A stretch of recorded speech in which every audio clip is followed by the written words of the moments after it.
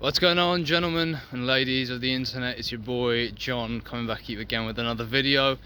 It is your boy's birthday. Your boy's 23 now, so he's an old man, old motherfucker. I woke up literally, I was in the morning, I was just thinking, I was like, fuck man, that's 7 years. 7 years till I'm 30, Jesus. It is crazy, but then that is the young man's ideations, right, of the future. You know, you think about the future like, oh god, I want to be 30, I want to be an old man. And then when you are 30, you're like, well, I'm not old, I'm still young, and then it's just a downward spiral from there. Not really though, because we know that as men, our value increases as you get older. It just gets better. You age like a fine wine, and it is very, very true. It's just hard to see it at this age, because when you're a 20-year-old kid, essentially, you don't know shit, man. You don't know shit about the world. You're still developing everything. But it's so fucking good to get the foundation sorted out now, so then later on, when you are really doing shit, man, when you're really creating your kingdom, oh, shit really hits the fan then. But today, I want to talk about something which I think is very relevant to today's society, and something that isn't talked about a lot.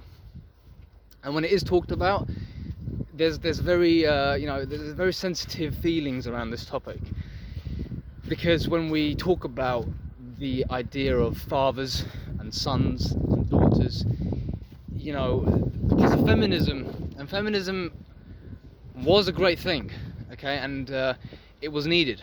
I definitely believe that feminism was needed. Controversial opinion, I know. A lot of the Red Pill movement would shoot me in the foot, but there's a reason why I've distanced myself from the Red Pill movement. Because the Red Pill movement, in my opinion, is a toxic place to be.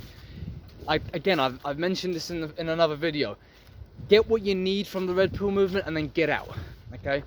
The Red Pill movement will teach you one main thing that you need to know, and that's it. Then you forget about it and you move on with the rest of your life, okay? And the one thing that it teaches you is about female nature, okay? Female nature and hypergamy. That's all you need to know. Hypergamy and female nature, that's it. And then you move on. You don't need any bitterness, you don't need any hate, you don't need a community, you don't need a bunch of sad, bitter, lonely men to talk to about women. That's the saddest thing you can do with your time. So distance yourself from it, because it's toxic, especially as a young man. And I spoke about it before. You're at an impressionable age. You're at a very impressionable age, so get what you need, get the knowledge. But really the knowledge you should be really eating is not being dependent on any of these desires, which are an object to change. And women are object to change. Women are human beings just like your friends, okay? And human beings and their desires change every day. You know, I was reading a passage about Epictetus this morning, and he was saying that don't wish tomorrow that you wake up, because you may not. Don't wish that you may stay in Corinth, because you may not. Don't wish that you are free tomorrow, because you may not be. And if you do not wish and if you do not want, then you don't have disappointments. Okay, so want things that you can want. Alright, and I want to just be alive today. That's it. I just want to be alive.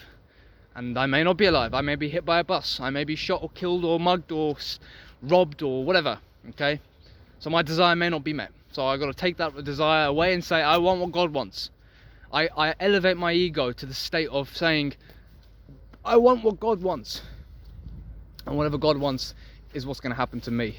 I surrender myself to God's will, and that's a good thing for the ego, because the ego has identified itself with a higher purpose, and also it's allowing your being and allowing your true nature to show through. But I'm going off fucking tangent. Right, fathers, okay, fathers. I grew up in a fatherless home, okay, more or less, and I'm lucky to have had a father at a young age. So from around 6 to 8, 9, my father was present then, but he wasn't there after that.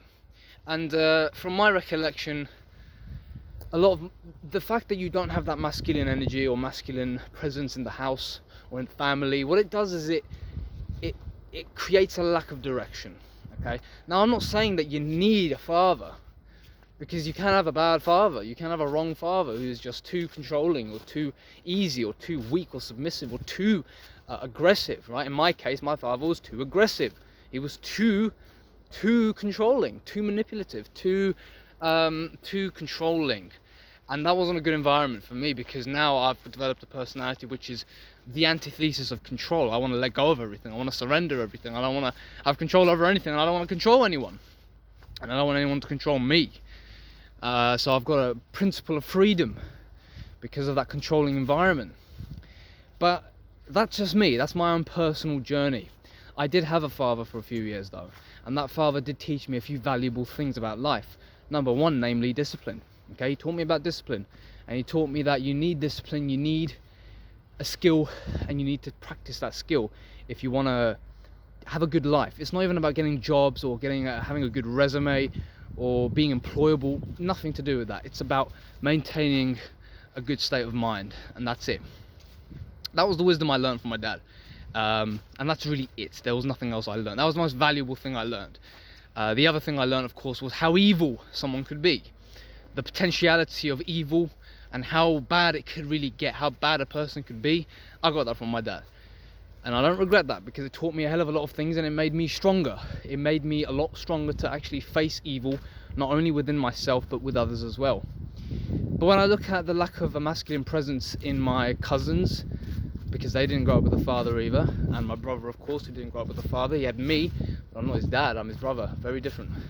A brother is a substitute, but the brother is not all, because the brother still hasn't lived that long, and the brother doesn't have that grounded presence unless he's developed it himself, which is what I'm doing. Okay, but when you look at my brother and you look at my cousins, you see the lack of masculine direction with them. They get fat, they get lazy, and they get passive, and they get mediocre, and they don't accomplish anything. They're not working on themselves, they're not working on excellence, they're not working on contributing their talents and gifts to this world. They're just sort of blah. They're blah. They're sort of here one day and then there next day. And you know, being indecisive is okay, as long as there's a general wind that's pushing you, right? There's a wind at your back that's kind of pushing you in one direction, and there's lots of paths that are open to you, and that's great, so you can choose, but there's a wind that's pushing you. But if there's no wind, if there's no vision behind it, yeah, mediocre and passivity is going to fall, and then mental illness is going to fall. Mental illness is going to arise out of that. Anxiety, depression, OCD, overthinking. I mean, these things are all a result of not taking control over the things that you can control. That's really what I believe. I can see that very, very clearly. When you don't take control of your physical fitness, when you don't take control of what you're putting in your mouth, when you don't take control of the things that you can do right this second, right now, the things that you actually can manipulate and control, then you overthink the things that you can't control, because your mind wants to control something. It needs a feeling of stability or an integrity, right? Be it character, be it your own body, be it your mind or practice. It needs that stability, that core routine, and if it doesn't have it, it's going to attach itself to all sorts of hundreds of things to try and get that stability, and it won't get it. A lot of the times we'll fall back on our most primal desires. I want wealth, I want reputation, I want to be popular, I want women, you know, and these things you can't control. Wealth, health, and other people, essentially. You can't control it.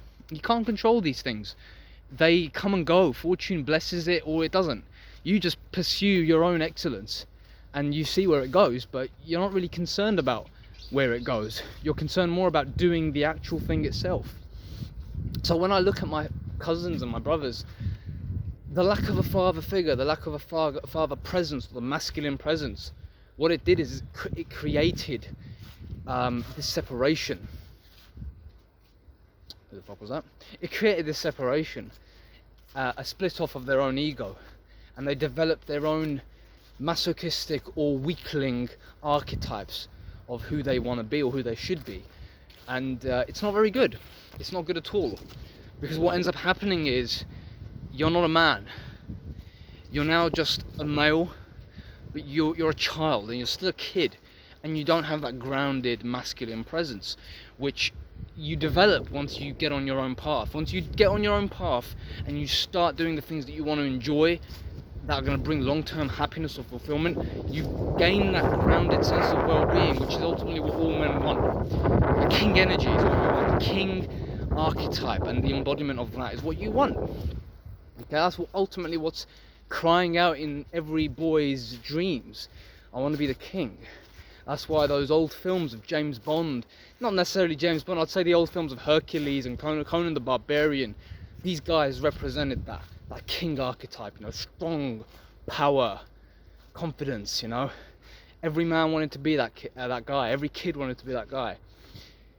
And we look up to these role models and these father figures because at the end of the day, it's lacking in our own lives.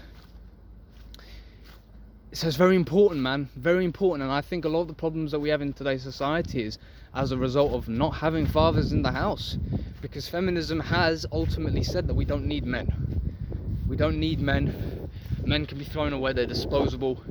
And they're not wrong, to be honest. They're not wrong, because society today doesn't need that masculine figure anymore for protection, because we've got the protection from the government. We've got the protection from society. We don't need men on the frontier anymore doing the hard physical labour. And men, therefore, now, because we're still here, we're still half of the fucking population, it's like we're soldiers who are alive during peacetime, and there's no war to fight, there's no purpose. But that's why in Fight Club he said that our war is a spiritual one. Our Great Depression is our lives. We don't have things to worry about, we don't have wars to worry about. We don't have a Great Depression to go and live and survive through. It's our lives now. And our spiritual war is the one that we're fighting every day. In some ways it's great because the physical threat is no longer there. And we can take control and we can do the things that we actually want to do and excel in them now. But of course, choice and freedom of choice is a curse and a blessing at the same time. So choose your burden, choose your sacrifice, and choose the thing that you want to dedicate yourself to, be it physical fitness, be it mental fitness. I mean, that should be your everyday thing anyway, physical and mental fitness. But then when you want to do something else, like, I don't know, man, your gifts, your talents, how do you want to show it to the world? How do you want to bring it out and bring value to this world? Because you've got it, you've got the value. Yeah, I believe in you. Oop, the tree doesn't. I believe in you. The tree believes in you. Nature believes in you. Mother Nature believes in you and wants you to be the best version of yourself. And your woman, she wants you to be the best version of yourself as well. She may not seem like it. She may, you know, shit test you and do all this shit. But really, she's trying to see whether or not you are the man that you claim to be. Okay, and ultimately she's doing you a favor when she leaves you. Okay? Because in that pain, in that suffering, in that agony, you suffer the most tremendous pain ever, but you grow from that wound so much more tremendously than you ever would in comfort. And you know I'm right. You know I'm right because you know that it's only the pain that motivates you. Pain motivates you, comfort doesn't. Good, positive thinking doesn't motivate you. Negative things, negative thoughts, negative energy motivates you. That energy wants to be, it's a catalyst for change, it's a catalyst for growth. Yeah? And I love it because my body is reflecting that change, that alchemy. And it's fantastic. It's a good day. I'm now 23. And I'm happy to be alive, honestly. I'm very grateful to be alive. A manifestation of the divine is what you are. Be grateful, be happy. You've got the chance to actually be grateful. You don't even have to do anything for it. You just say you're grateful and you are grateful. It's fantastic. Words are spells. Use the right words and be the person you are meant to be. Alright? Hope you enjoyed this video. I'll see you in the next one. Take it easy.